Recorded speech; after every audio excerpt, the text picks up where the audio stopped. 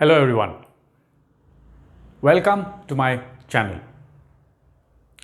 Have you ever wondered how you're able to navigate using your smartphone or your in-car navigation system?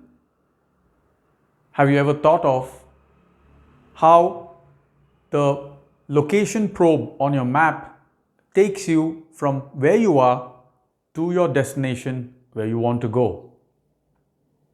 If you ever wondered, well, today we're going to be discussing on how this becomes possible.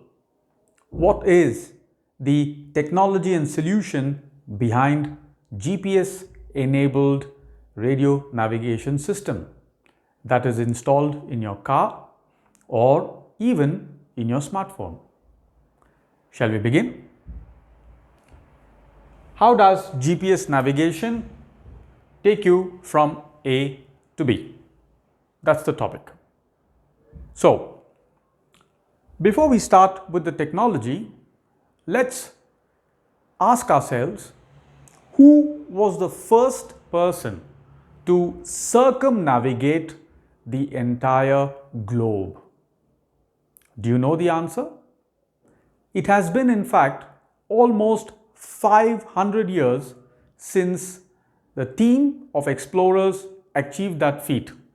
Of course, without any electronic navigation systems 5 centuries ago. Well, the answer is a Portuguese explorer sponsored by a Spanish king, Ferdinand Magellan, and his teammate Juan Sebastian Elcano.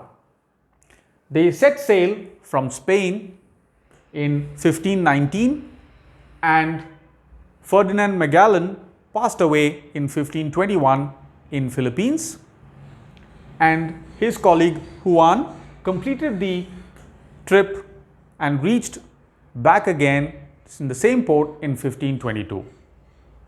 And they circumnavigated the entire globe using a westward approach, and they went past Latin America or South America, and that is why we now have the Strait of Magellan. Well, that was a little bit of history in order to remember people who have achieved things when it seemed impossible. Now let's come back to 1960s. In 1960s, the Department of Defense of the US government launched a radio satellite constellation exclusively for navigation. Of course, it was for military applications in the time that they launched it. And these satellites were essentially having 3 components. First is the ground station, which were communicating to the satellites, 27 of them, 24 is what was required, and 3 as a fail-safe. So about 27 satellites, and the ground stations communicating with these satellites, and a GPS receiver to receive the radio signals from these satellites. So what is the basic principle of this satellite network navigation system? Well, the basic principle is called as trilateration. Trilateration. It is not triangulation as popularly misunderstood. So what is trilateration? Let us understand simply. So trilateration is the process where a particular satellite is communicating to a GPS receiver on Earth, time and distance about its presence at that point in time. Now, so the distance between one satellite, let us say satellite A as communicated to the GPS unit is one circle or one sphere, to be more precise. And the same, exactly the same communication sent by another satellite, a second satellite to the same GPS receiver is forming a second circle or a second sphere. And again, a third satellite communicating its time and distance to the GPS unit, Global Positioning Receiver Unit, forms a third circle or sphere. Where the three circles or spheres intersect, at that point, the GPS unit can identify itself with regards the latitude, the longitude, and also the altitude. Of course, to get the altitude information, it needs to communicate not to 3 but 4 satellites. A fourth satellite is required. But for our purpose of discussion today, we will be talking about 3 satellite based GPS navigation solution. So, if I have 3 satellites communicating with the GPS receiver, which is in my car or inside my smartphone, then we can get the X and Y coordinates or the latitude and longitude coordinate at any given moment in time at any specific point in a map or in the region. So that is how I have identified myself at point A. Point A as defined as X and Y coordinates, latitude and longitude coordinate. Now, the 3 spheres or 3 circles that it took to identify this X and Y, and that is why this is called as the trilateration principle, not triangulation. Triangulation is used by surveyors where they use geometric angles in order to arrive at a particular location reference point. But here we are speaking about a dynamic system which is every second calculating X and Y with regards 3 satellites.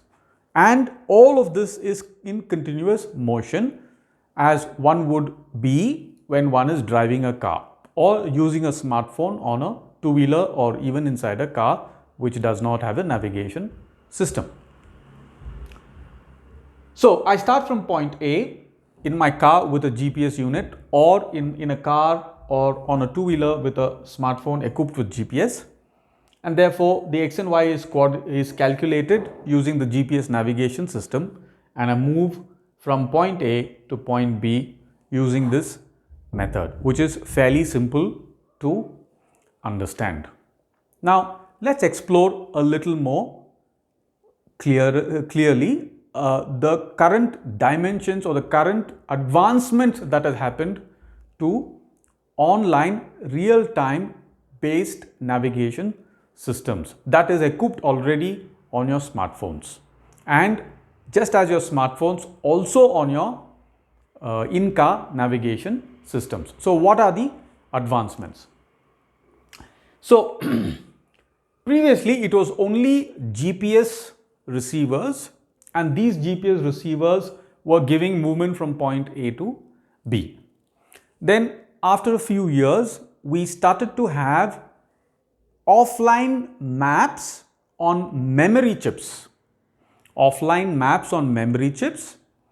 And this X and Y coordinate was being traced on that offline map, and therefore you had offline turn by turn navigation being available to you in the 80s and 90s and even the early 2000 period.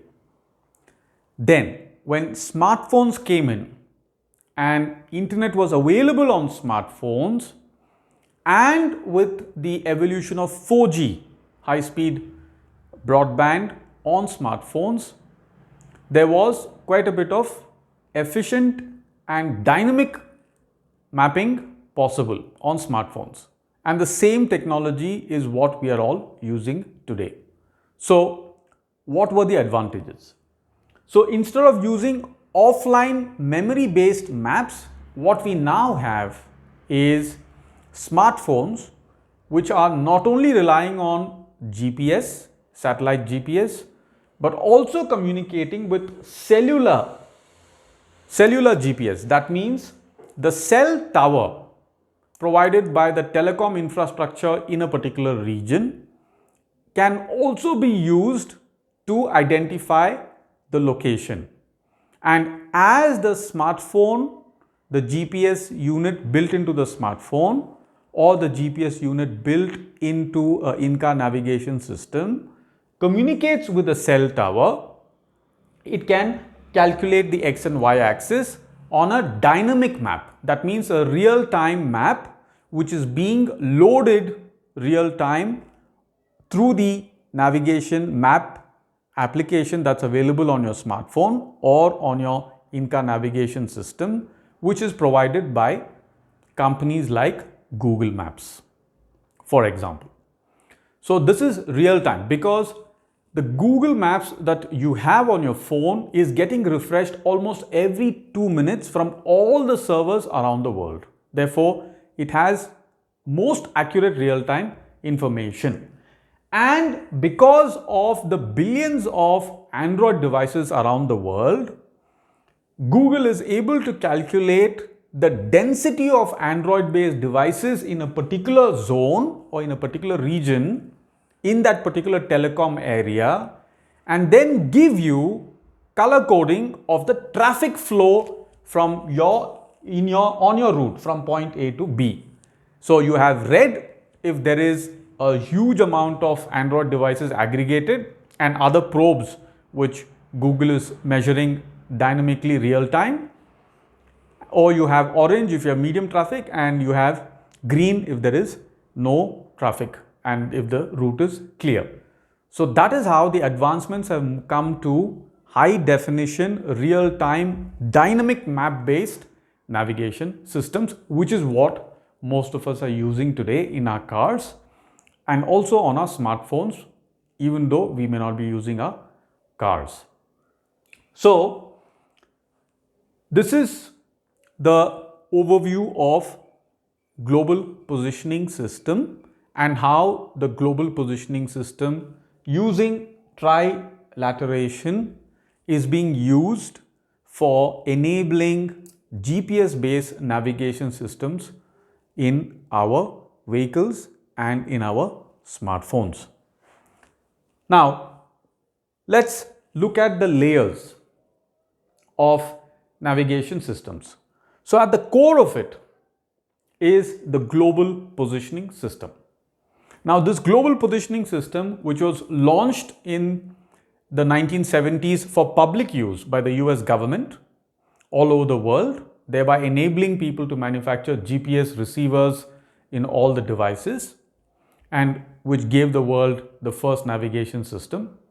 Today, there is a constellation similar to GPS launched by China, launched by Russia called as GLONASS, and even India called as NAVIC, Navigation Indian Constellation. And in order for devices to use the new constellations, like for example for devices in India to use the Indian constellation, NAVIC constellation, the receiver, the GPS receiver has to be enabled with a NAVIC chip. And similarly, if you want to use a Russian constellation or the GLONASS, then it has to be enabled with the GLONASS chip. That is how a system becomes truly global. A navigation system can become truly global and work effectively in any continent on planet Earth. So GPS systems have also become varied and diverse. Then you have cell towers. So currently we have 4G cell towers or 4G enabled cell towers, and these 4G enabled cell towers are providing a certain amount of accuracy, and we all know that the 4G cell towers are not available in all regions, in all countries. Therefore, there are blind spots, and in those blind spots, the smartphones or the GPS receivers are relying purely on the communication sent by the satellite. Now here, one thing to remember is, we say the satellite is transmitting time information. Now how does a satellite receive the time information? Each satellite in the GPS constellation is built in with an atomic clock. And this atomic clock is what is the reference point or the source of time for each satellite. And this time information is syncing every day, syncing with every GPS receiver on planet Earth in order for it to maintain the alignment of time. Where am I, what time it is, and what is the distance I am at with regards to the satellite. These are the questions being resolved every single minute. And with regards GPS, another thing to remember is, this is radio wave based communication. And what are radio waves? High frequency electromagnetic energy, which is traveling at the speed of light in vacuum, that is 300,000 kilometers per second. However, there could be differences in the speed because of the various atmospheric layers that we have: exosphere, ionosphere, and troposphere. And these variations can cause very, very minute differences in the position information. And in order to correct that position information inaccuracies, the base station can offer differential GPS additional information. So differential GPS additional information is useful for all kinds of advanced applications of navigation. It's definitely not required for a normal point A to B movement by passenger cars. So now cell towers, which are 4G enabled, will completely change when we move into the 5G era. In the 5G era, we will have microsecond communication with very clear information, low latency information about where the cell towers are, and those cell towers communicating directly with 5G enabled smartphones and 5G enabled devices in the car. And therefore you'll have much higher efficiency of the entire navigation system. And you can also have 3D enabled full HD maps, because there's a higher throughput on the 5G system, on the 5G communication system. So more data in the same amount of time and shorter amount of time. So higher level of throughput and higher level of data. So that is what is going to happen with regards to cell tower advancement. And then maps have moved from completely offline maps to online maps. Nobody uses offline maps anymore, and it's most of the time not relevant and is not even accurate, because roads around the world are constantly changing. Even if the actual physical road is not changing, the direction of the road could change. The modification of a road could be made. A two-way road could become a one-way road could be a no entry road for a particular period in time, so on and so forth. So all of that is possible now with real-time dynamic map and navigation that's available to you on your smartphone. So all that put together is how we move from point A to B today, and it's only going to get better tomorrow. And the base level connectivity that we have with the GPS satellite constellation, GPS enabled satellite constellation through radio waves, and also the same mirroring of solution with cell tower based radio wave communications, is enabling in a supplementary way to provide us navigation. This is how we are able to move from point A to B. So I hope this gave you some insights and you're now clear how exactly the GPS navigation system works on your smartphone or in your car. Thank you.